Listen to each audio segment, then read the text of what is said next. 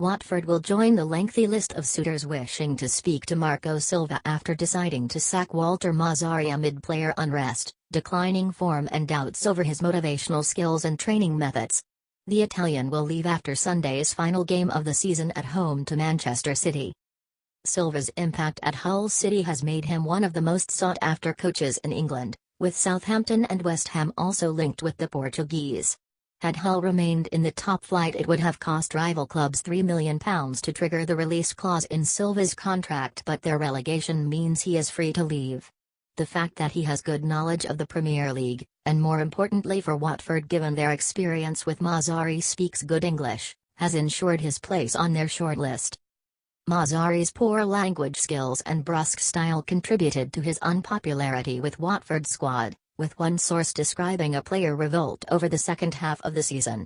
A fractured relationship with the club's captain and talisman, Troy Deeney, who has started several recent matches on the bench and wrote in his programme notes for last month's victory over Swansea that the treatment he was experiencing was not something I was expecting or was happy with, was particularly troubling but far from unique. Gino Pozzo's smooth ownership of Watford hits a bump in the Vicarage Road. Read more. The decision to terminate Mazzarri's 2-year deal was taken on Monday night, after the 4-3 defeat at Chelsea, and the process of shortlisting for his replacement began the following day, with no appointment believed to be imminent. Silva was immediately installed as 2-1 favourite, ahead of Claudio Ranieri. It is understood that the bookmakers' third favourite, Slavisa Jokanovic, who guided Watford to promotion from the Championship in 2015 and has impressed at Fulham this season, is not being considered. Watford's campaign has unravelled in recent weeks, with 5 successive defeats sending them plummeting down a congested table. As recently as 27th of April the team were 10th, and they had neither dipped below 14th nor climbed above 7th since the end of August. They are 16th, and should they slip one place further, a distinct possibility given their opponents on the final day, and with Swansea 2 points beneath them, their final 6 results would have cost the club £13.3 million in prize money, the difference between the merit payment for finishing 10th and the £7.6 million received by the team that most narrowly avoids relegation. Advertisement.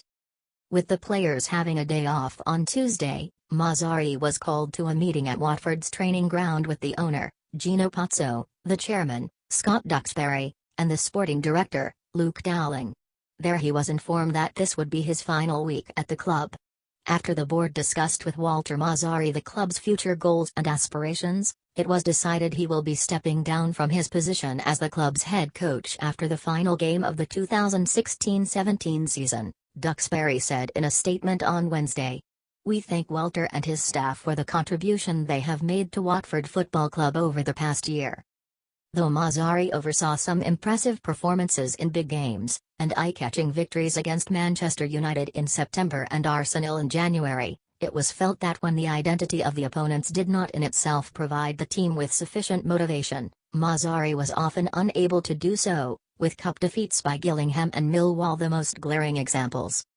He was also considered partly responsible for the injuries that have dogged Watford throughout the season.